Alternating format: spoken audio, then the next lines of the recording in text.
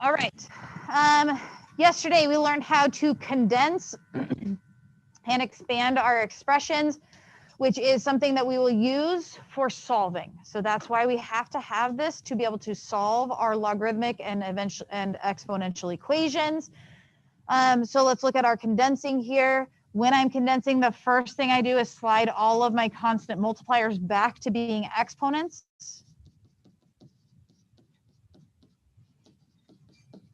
That the negatives and positives tell me where they came from in the fraction. Order does not matter. All positives go to the top, all negatives go to the bottom. So as I put those together, this was a positive in front of the first natural log, so that x plus 6 to the fourth goes in my numerator. There's a negative in front of the second term, so that x cubed goes in the denominator. On the second one, same idea. Start by sliding your exponents back.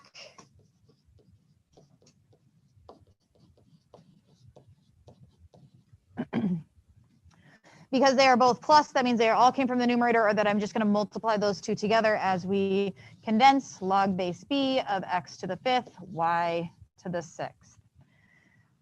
Questions that you have for me? Okay, today and tomorrow getting into the solving. One day will be on exponential solving, one day will be on logarithmic solving. Today, focusing on the exponential equations. Okay. We have to utilize the flipping back and forth between logarithmic and exponential. So that will be definitely something that we will need to be able to do before I get into that. So let's look at that real quick. Just a reminder, flipping back and forth. If we have something like 5 raised to the x equals 20, to be able to go back and forth between that and logarithmic, remember that the base of the exponent is the base of the logarithm. This would look like log base of my exponent of 20 equals x. Okay, and going back and forth between those is crucial for today and tomorrow. Similarly with our base e, it's the same idea, looks a little unique because of the specific way that we write log base e. So if I have something like e to the x equals 7, moving that back and forth between logarithmic, the base of the exponent becomes the base of our logarithm. Now, it is not acceptable to write log base e. That's what we are thinking because that's what it is. It's log base e, but you must write it correctly, and that is as natural log, or the letters ln. Okay, so to write this, that is log base e of 7 goes on the inside of that equals the exponent. Okay, and again, the flipping back and forth between those two formats, crucial for being able to solve exponential and logarithmic equations because they are inverses of each other, and that's exactly how we will solve them, is using the opposite to do that. The nice part is, as we go through the solving, our ability to flip back and forth between that, which you guys did do on your quiz on Monday, but our ability to flip back and forth will just improve because we will just continue to practice it and see it over and over, okay? Now, today and tomorrow, what you're going to notice is there's basically a set number of formats that your equation can start in, and we follow the same rules for that type of format, okay? One of the ways that we will see this is if we have a exponential equation with an exponent on one side. We will utilize this rule up here that says if we are solving exponential equations, try expressing both sides using the same base. Because if I can write them using the same base, they're both base e and they're equal to each other, it hopefully makes sense that if they have the same base and they're equal, that the exponents have to be the same, or I can then set my exponents equal to each other. Typically, if we have an exponent on one side or exponents on both sides, that is what we would do. So what we're going to do is rewrite the equation getting the same base. This is what that first step is saying. Rewrite the equation in the form b to the m, b to the n, which would mean get the same base. That can look a little unique per type of problem. Here's one example. If you are able to take just a number and write it using this base, that is a way that this problem can show up, okay? Which we can do, right? 125 is 5 raised to, does anyone know? The third, right? So what I can do is rewrite this as 5 raised to the third. Once I have done that, I've gotten the same base on both sides, I will set m equal to n, or set the exponents equal to each other.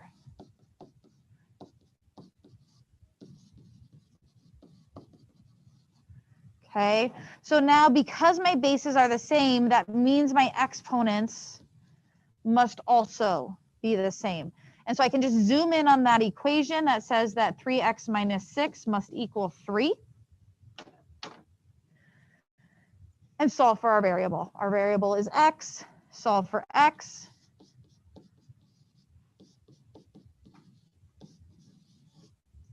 We get an answer of x equals 3.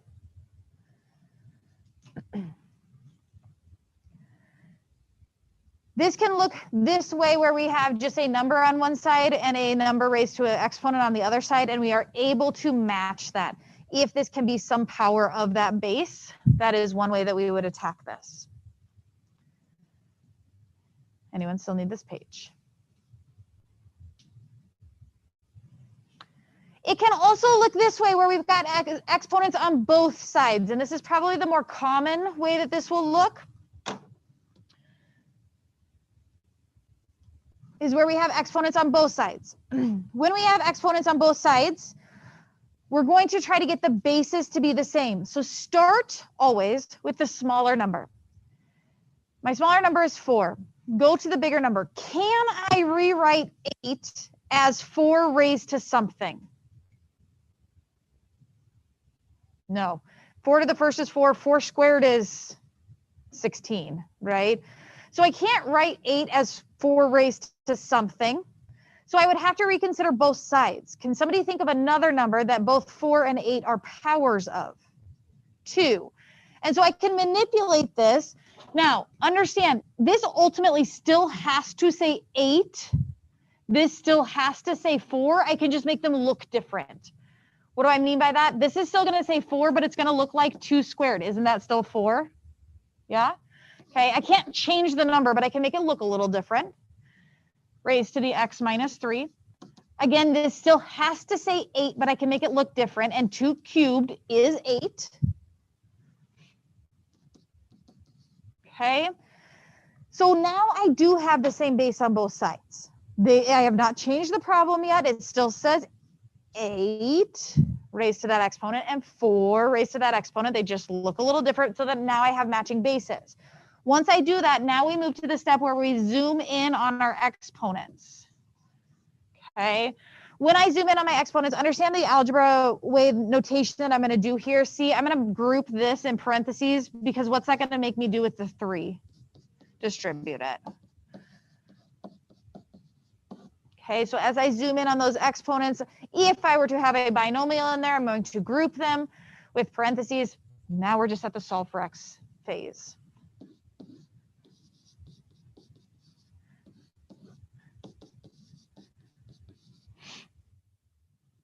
Careful with your numbers here. Always tricky when we see the same number happening.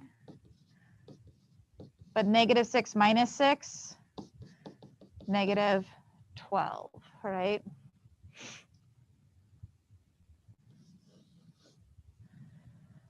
Okay, questions?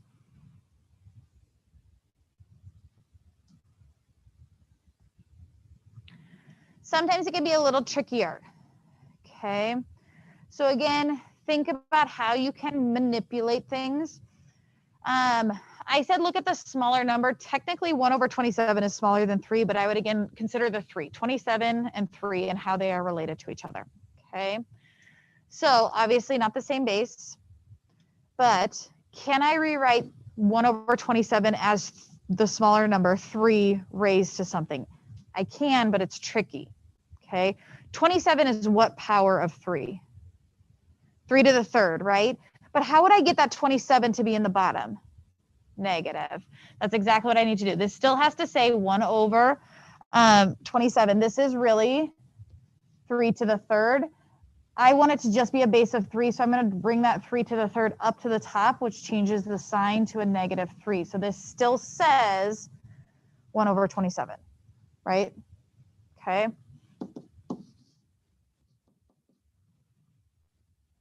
I don't know why I put parentheses around it. That's not needed. But anyway, still says 1 over 27. Now that I've done that, now I can set my exponents equal to each other because they both have a base of 3.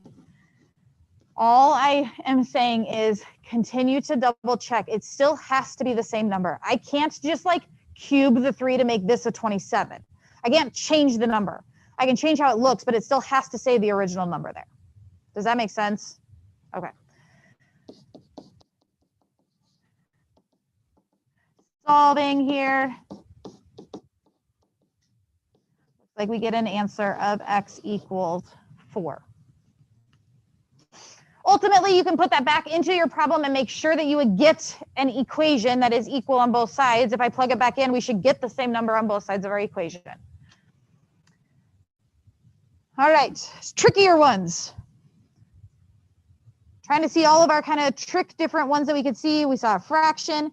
Now seeing a radical. The key to this one is rewrite your radical as a fraction exponent. Always. We always do that, right? Flipping back and forth between our radical and fraction exponents.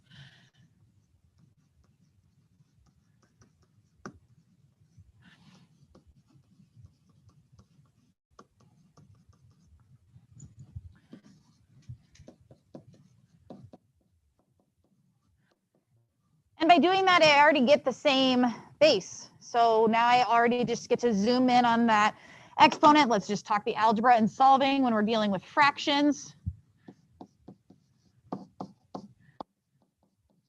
Usually easiest if I start this by just clearing my denominator. So I'm going to multiply by 4 because multiplying by 4 and dividing by 4 on this side are opposites. And now I can just deal with that x minus 3 in the top.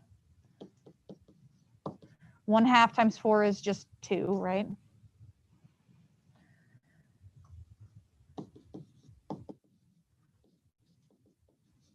And we get an answer of 5. Now, if I plug 5 back in here, 5 minus 3 is 2. That's a 1/2. And don't I get a 6 to the 1/2 now on both sides? So again, I can always put it back up there and just double check that I didn't make a silly mistake like saying 2 plus 3 is 6. That is an easy mistake to make, right? So just double checking my work as we go. Questions? Okay. That's kind of the variations of that type where we can get the same base on both sides. This looks just like the problems we were doing, right? I've got a 4 raised to the x equals a number. Initially, I would try to take that 15 and raise it like 4 raised to something. Okay, well, can I write 15 as 4 raised to something? No. I can write 16 as 4 raised to something. Could I pick a different number? Like 4 can be 2 squared. Is 15 2 raised to something? No, so I'm running into issues here because I can't rewrite it to have the same base. So we have to have a new technique. When I cannot rewrite it to have the same base, you will have to go with a different option. This will only happen if we have an exponent on one side, okay?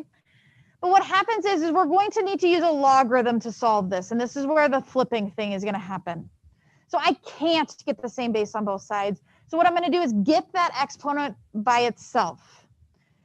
Think about when we were graphing this. Remember what we talked about as being outside numbers? To get it by itself, you get rid of outside numbers. So things multiplied in front, things added afterwards. Get it by itself. Then you will flip, as we did on that first page, we will flip to logarithmic, okay? Once we have flipped to logarithmic, you'll solve for your variable. While you are writing this down, at this point today, you will need your calculator. Please get that out. We are going to have some get to know our calculator moments. I would suggest a graphing calculator. You will get a graphing calculator for this on your test.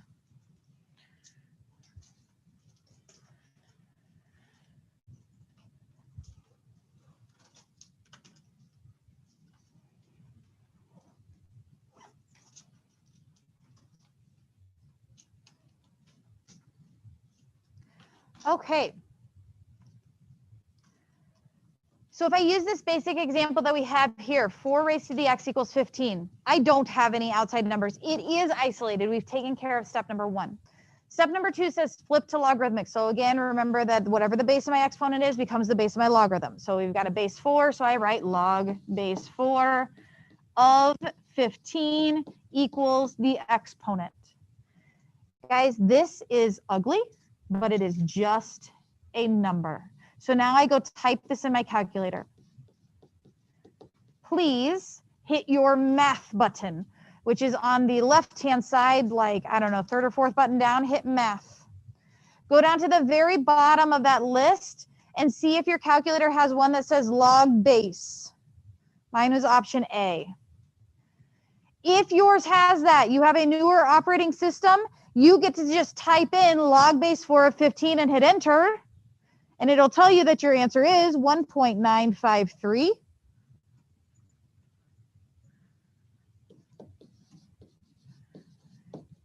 If you just went to that list on math and you have a older-ish calculator that has an older operating system, the old ones do not have that log base option. Remember, we did get an option yesterday that we can even do this on a scientific calculator. I just use my change of base that says log of the top number over log of the original base, and I can type it in that way, and all calculators can do that, which would again give you the 1.953. Questions? Okay, let's see some variations of this one then. Okay, 4e to the 7x equals 10,273. This time we do have to address step number 1. Step number 1 is to get rid of outside numbers. Of all the numbers you see up on that board there, what would I consider an outside number? 4, okay? It is squished up next to my e, which means multiply, right? So to get rid of it, I do the opposite of multiplying and I divide. I don't know what that is.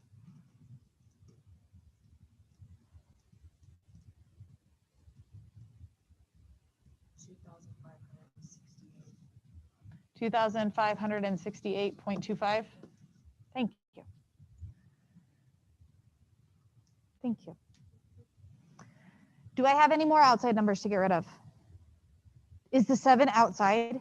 No, that's considered inside, right? So we can't deal with that yet. Now I flip to logarithmic. Go back to what we talked about at the beginning. When I flip to logarithmic, it becomes log base of my exponent, right? Well, that is ln, log base e, right?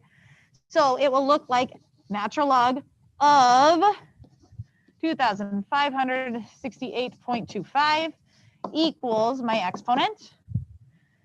This again is just an ugly number my calculator would tell me. So at this point, I type this in my calculator. Please all locate your natural log button.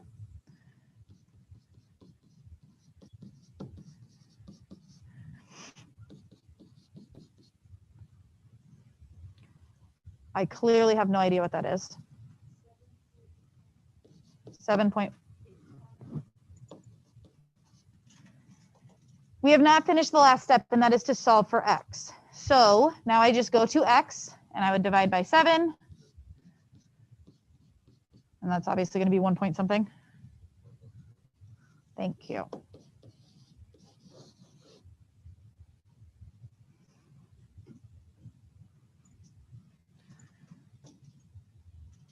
Okay, questions?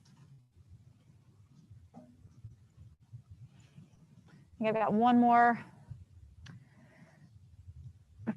Okay, this one gets a little bit ugly on here, so let's make sure that we follow along. We do have exponents on both sides. Initially, I would start with the whole idea, can I get these to be written as the same base? Well, 3 is just 3. There's nothing else I can write it as like a power of. Can I write 7 as 3 raised to something? No. So then we have to go to this idea of solving using our logarithms. A little bit different than we saw on the last page because I can't just flip this to logarithmic. And so what we're going to do, remember how you can multiply both sides by the same thing and keep it equal? We can take the log of both sides and keep it equal. So what I'm going to do is I'm going to take the natural log of both sides.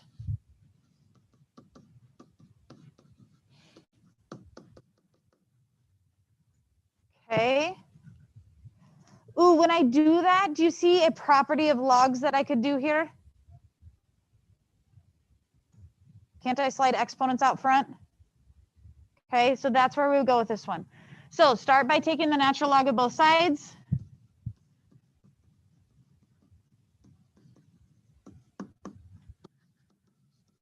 Slide your exponents out front.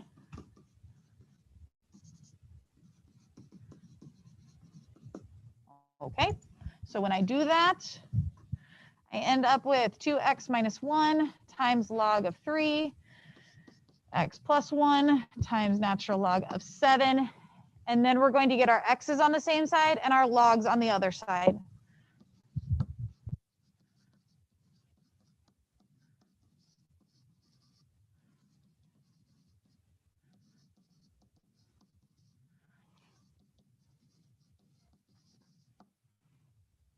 Okay, I'll do this in a two-step process just to show my work here, but you really can do this kind of all at the same time.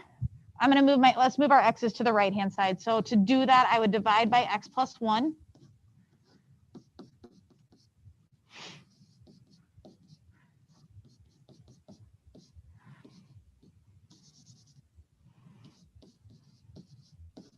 And then I'm going to move, oops, natural log of 7, move my natural log of 3 to the other side by dividing by natural log of 3.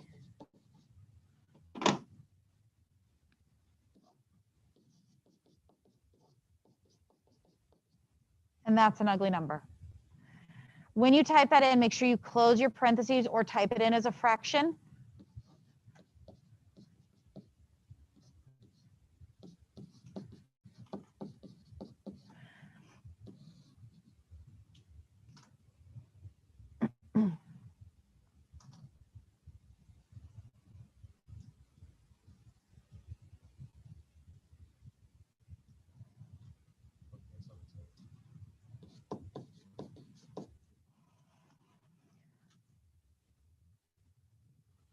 You know what, as we're solving this, I'm actually going to undo that first step I just did as we solve this. So we probably could have just left the x's apart, because the next thing I would do is multiply by x plus 1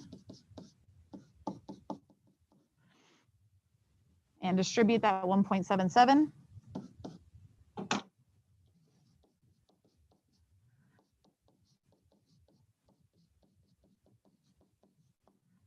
Ugly numbers, aren't they?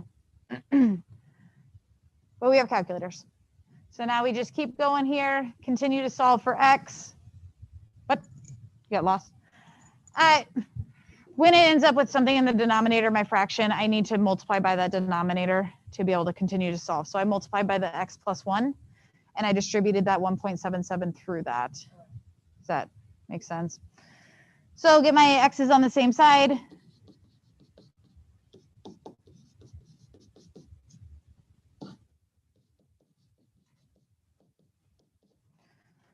What is that, 0.23?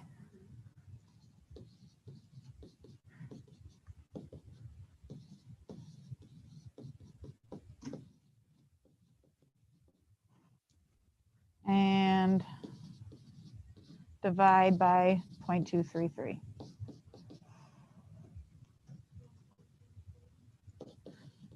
12 point. Thank you. All right.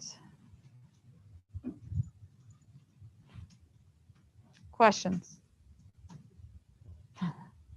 We'll practice again. No worries. Anyone still need this page? Okay. The last type of problem we are going to see is when we are seeing something of this format. And here's your key that you're going to look for is the exponents being a 2x and a 1x. Okay. We will see this with the base e. We will see this with the base of a number. The base of the number, I think, is a little more distracting. So I'm going to show it to you first with the base e. When it is of this format, and the key again is the fact that you have a something raised to a 2x and a something raised to a 1x, to solve this, we will need to factor. Now, I don't encourage this because people tend to forget to sub back in. But when we are factoring, I understand that the exponent being a 2x and your base being an e can all be distracting.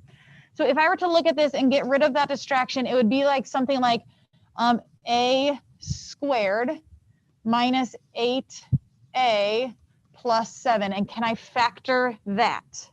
Are there factors of 7 that add up to -8? Yes. So this would have factored as a minus 7 and a minus 1, right? It's going to factor the same way here because we have those same coefficients of 8 and 7. So -7 and -1. It's this number in front that comes from here. I multiplied two things together and got e raised to the 2x. When I added them together, I got e raised to the 1x. That means that my first term is an e to the x. That's what's unique about these ones, is the first term as you are factoring. The factoring process doesn't change. It's still factors of 7 that add up to -8. It's just a unique number that starts the parentheses. Once you get that step down, it is just setting each part equal to 0 and solving. And those become problems that we saw at the very beginning of today. So an e to the x minus 7 equals 0, and e to the x minus 1 equals 0. That is one thing raised to an exponent. Get it by itself and flip to logarithmic. So I would get e to the x equals 7. Once all my outside numbers are gone, I flip to logarithmic, which would be log base e, natural log, of 7 equals x, and that's just the number my calculator tells me. Similarly over here, while you guys are typing that in for me because I don't have a calculator, I add 1 and I get e to the x equals 1. Flip to logarithmic, natural log of 1 equals x.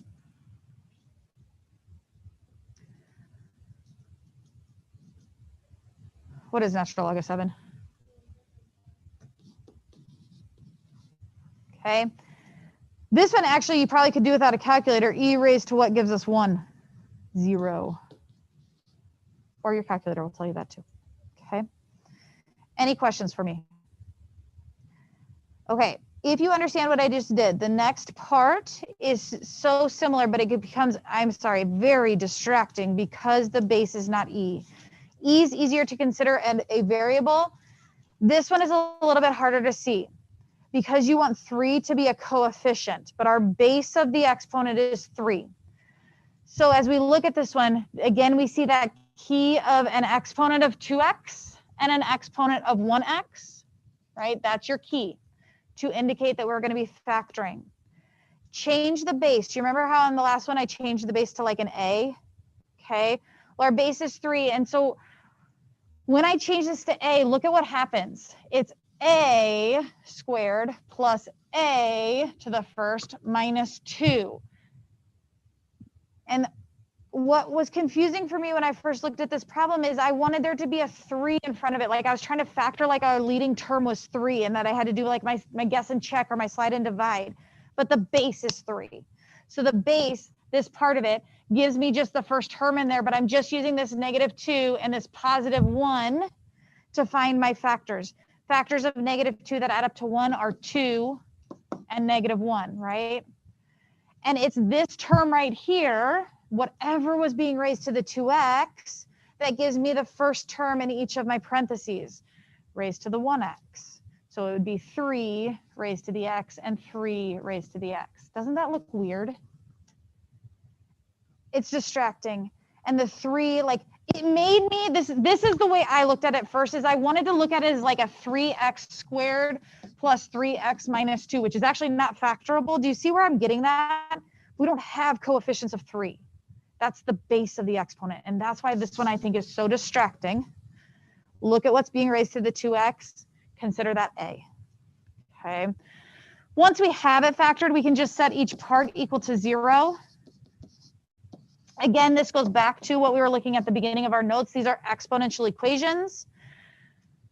Get that exponent by itself, get rid of all your outside numbers, and flip to logarithmic. Now, we're going to have a really good conversation on this one that we have yet to have today.